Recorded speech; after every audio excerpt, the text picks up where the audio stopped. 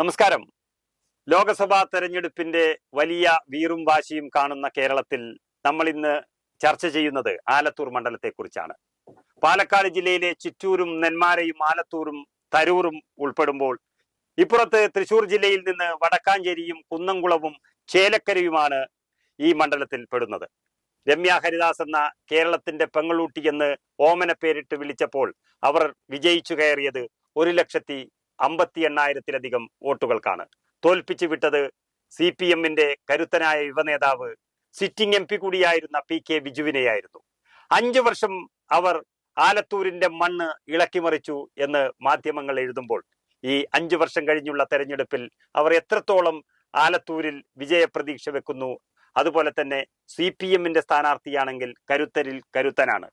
എത്രയോ കാലമായി കേരളത്തിലെ CPM-ന്റെ മുഖമായി അല്ലെങ്കിൽ ഒരു പക്ഷെ ദളിത് മുഖമായി മാറിയിരിക്കുന്ന ഇന്നത്തെ മന്ത്രി K രാധാകൃഷ്ണനാണ് എതിരാളി.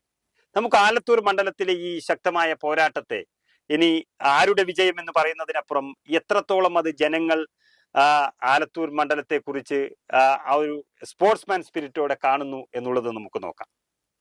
മാർക്സിസ്റ്റ് പാർട്ടിയുടെ ഏറ്റവും വലിയ ശക്തി കേന്ദ്രമായി അടിസ്ഥാനപരമായി ശക്തിയുള്ള ഒരു ജില്ലയാണ് പാലക്കാട്.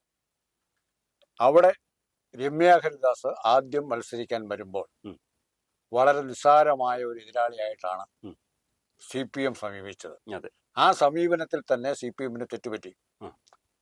മറുവശത്ത് ജനങ്ങളിൽ നിന്നും ഒറ്റപ്പെട്ടുകൊണ്ടിരുന്ന PK ബിജുവാണ് സ്ഥാനാർത്ഥിയായി വന്നത്. അപ്പോൾ PK ബിജുവും രമ്യ ഹരിദാസും ജനങ്ങളുമായി ബന്ധപ്പെടുന്ന പ്രൊപ്പോർഷനിൽ തന്നെ ആ വേവ് ലെങ്തിൽ തന്നെ കാര്യമായി വ്യത്യാസമുണ്ടായി. രണ്ടാമത്തെ കാര്യം, ബ്ലോക്ക് പഞ്ചായത്ത് പ്രസിഡന്റ് എന്ന നിലയിൽ പ്രവർത്തിച്ച് ജനങ്ങളുടെ പ്രശ്നങ്ങൾ എന്താണെന്ന് കൃത്യമായി പഠിച്ച ശേഷമാണ് രമ്യ ഹരിദാസ് രാഷ്ട്രീയത്തിലേക്ക് വരുന്നത്. അതെ അതെ, സാധാരണക്കാരിൽ നിന്ന ഒരു വ്യക്തി. ആ മെച്ചം രമ്യ ഹരിദാസിന്റെ ഇലക്ഷൻ പ്രവർത്തനത്തിൽ എങ്ങനെ പ്രതിഫലിക്കും? പാട്ടുപാടിയപ്പോ എന്താ സംഭവിക്കാൻ പോകുന്നതെന്ന് ഒരു പിടിയും കിട്ടിയില്ല. ഇവർക്ക് ആകെ അറിയാമായിരുന്ന മുദ്രാവാക്യം വിളി മാത്രമായിരുന്നു.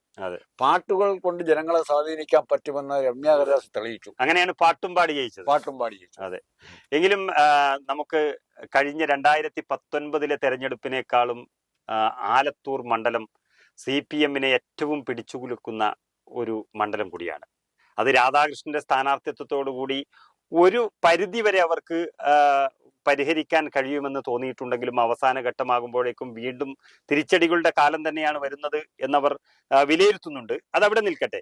പക്ഷേ ആലത്തൂരിന്റെ തൃശൂർ ജില്ലയിലുള്ള മണ്ഡലങ്ങൾ, പ്രത്യേകിച്ച് വടക്കാഞ്ചേരിയും കുന്നംകുളവും ഏറ്റവും വൃത്തികെട്ട രീതിയിൽ എന്ന് വേണമെങ്കിൽ പറയാം CPM കരുവന്നൂർ ബാങ്കിന്റെ പേരിൽ അധപ്പതിച്ചിരിക്കുന്നു എന്നുള്ളതാണ്.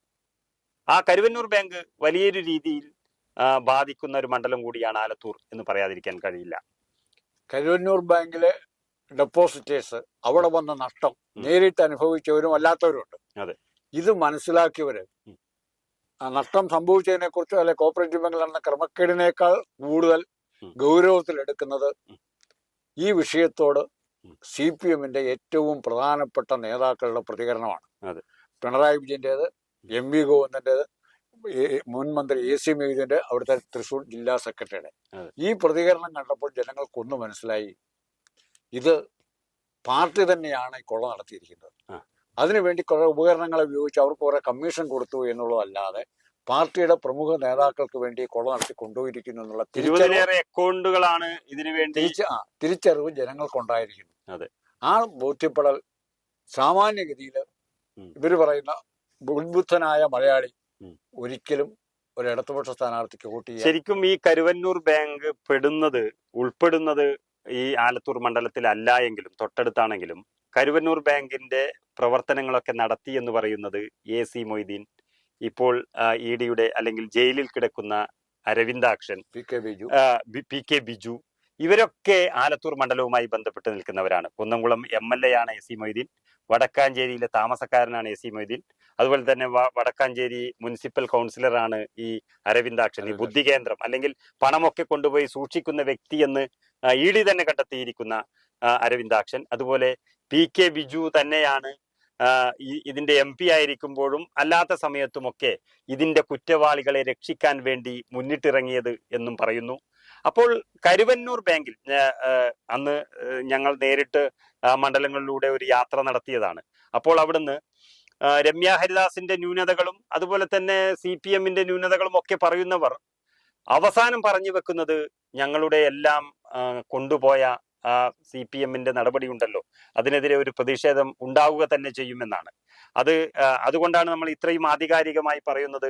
കരുവന്നൂർ ബാങ്ക് ആലത്തൂർ മണ്ഡലത്തെ കുറിച്ച് CPM-ന് കിട്ടാവുന്ന വോട്ടുകൾ വടക്കാഞ്ചേരി MLA CPM ആണ്, കുന്നംകുളം MLA CPM ആണ്, ചേലക്കരയിൽ രാധാകൃഷ്ണനാണ് MLA.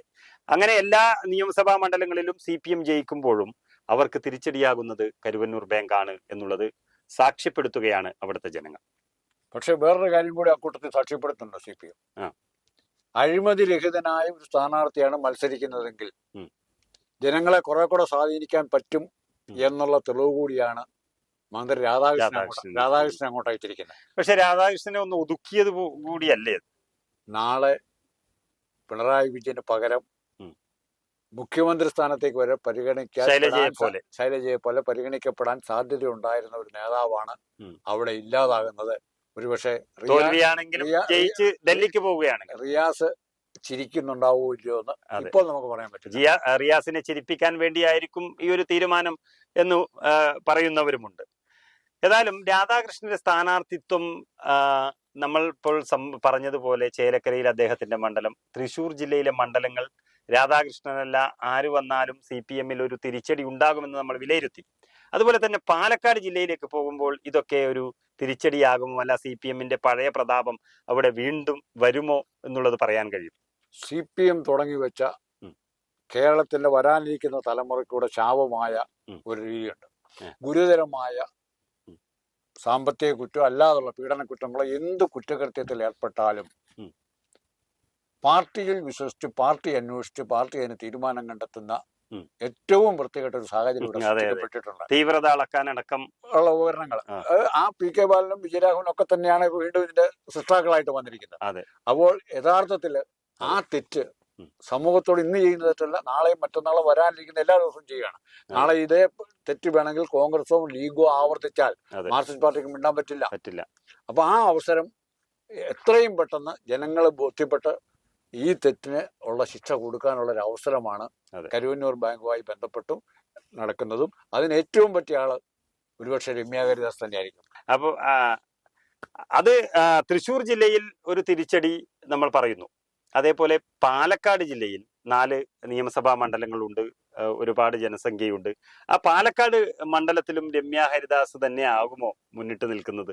ഉറപ്പായിട്ടും. കാരണം മാർക്സിസ്റ്റ് പാർട്ടി, ഞാൻ ആദ്യം സൂചിപ്പിച്ചു, മാർക്സിസ്റ്റ് പാർട്ടിയുടെ ആശയപരമായ അടിത്തറയുള്ള കേഡേഴ്സ് ഏറ്റവും കൂടുതൽ ഉണ്ടായിരുന്ന EMS-ഉം അച്യുതാനന്ദനും ഒക്കെ മത്സരിച്ച ജില്ലയാണത്. ഉണ്ടായിരുന്ന ഒരു നിയോജക മണ്ഡലമാണ്, ഒരു ജില്ലയാണ് പാലക്കാട്. ആ പാലക്കാടിന്റെ അടിസ്ഥാന വർഗത്തെ അടിസ്ഥാനമാക്കിയുള്ള കർഷക തൊഴിലാളി, ചെറുകിട കർഷകനുള്ള തുടങ്ങിയ അടിത്തറയെ മാർക്സിസ്റ്റ് പാർട്ടി പണ്ടേ ഉപേക്ഷിച്ചു എന്നുള്ളതിന്റെ തെളിവ് കൂടിയാണ് പാലക്കാട്. അതിന്റെ സാക്ഷ്യപത്രമായിരുന്നു കഴിഞ്ഞ പാർലമെന്റ് ഇലക്ഷനിൽ കണ്ടത്. മറ്റു ചില സാഹചര്യങ്ങളാൽ 2021 അസംബ്ലി ഇലക്ഷൻ ജയിക്കാൻ പറ്റി. അത് ലാസ്റ്റ് വിജയമായിരിക്കുമെന്നാണ് ഞാൻ പ്രതീക്ഷിക്കുന്നത്. ഏതായാലും നമുക്കറിയാം, ആലത്തൂരിൽ അതായത് കുറച്ചു കാലം മുൻപ് വരെ, അല്ലെങ്കിൽ ഒരു മാസം മുൻപ് വരെ രമ്യ ഹരിദാസ് വേണ്ടത്ര മുന്നേറുന്നില്ല ഇപ്പോൾ. അല്ലെങ്കിൽ രാധാകൃഷ്ണന്റെ പേര് അവിടെ വന്നതോടുകൂടി രമ്യ ഹരിദാസിന് ചില ബുദ്ധിമുട്ടുകൾ, അല്ലെങ്കിൽ രമ്യ ഹരിദാസിന്റെ തോൽവിയിലേക്ക് വരെ ഒരുപക്ഷെ ആലത്തൂർ മണ്ഡലം എത്തിയേക്കാം എന്നുള്ള രീതിയിൽ ചില ചാനൽ സർവേകളൊക്കെ വന്നിരുന്നു. അതൊക്കെ ഈ അടുത്ത കാലത്ത്, ഈ 1-2 ആഴ്ചകളായി വീണ്ടും മറിഞ്ഞിരിക്കുന്നു എന്നുള്ള ഒരു സൂചനയാണ് അവിടുന്ന് ലഭിക്കുന്നത്.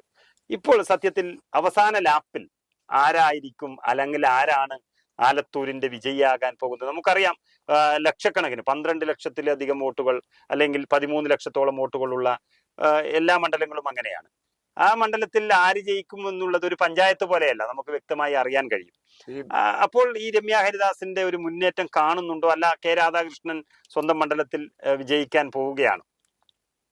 മാധ്യമ സർവേകളിൽ ഉള്ള ഏറ്റവും വലിയ തകരാറ്, ഏറ്റവും പ്രധാനപ്പെട്ട ചോദ്യമാണ് തങ്ങളുടെ MP-മാരെ അല്ലെ MLA-മാരെ കുറിച്ചുള്ള പ്രകടനത്തെ കുറിച്ച് നിങ്ങൾക്കുള്ള അഭിപ്രായമാണ് ചോദിക്കുന്നത്. ഇത് കേരളത്തിലെ ഏതെങ്കിലും ഒരു എം പിയെ കുറിച്ച് ഉം. മറ്റ് എം പിമാരിൽ നിന്നും വ്യത്യസ്തമായി ഞാൻ ഇങ്ങനെ ചെയ്തിരിക്കുന്നു, അല്ലെ ഇന്ന രീതിയിൽ ആകെ പറയാനുള്ളത് ഫണ്ട് ചിലവാക്കിയത് മാത്രമാണ്. ഫണ്ട് പലതരത്തിൽ ചിലവാക്കാം, നല്ല കാര്യത്തിന് ചിലവാക്കാം, വെറുതെ ലൈറ്റ് കത്തിച്ച് ആ ലൈറ്റ് കത്തിച്ച് വഴി ഫ്ലഡ് ലൈറ്റ് കത്തിച്ച് ഉണ്ടാക്കിയെന്ന് പറയാം.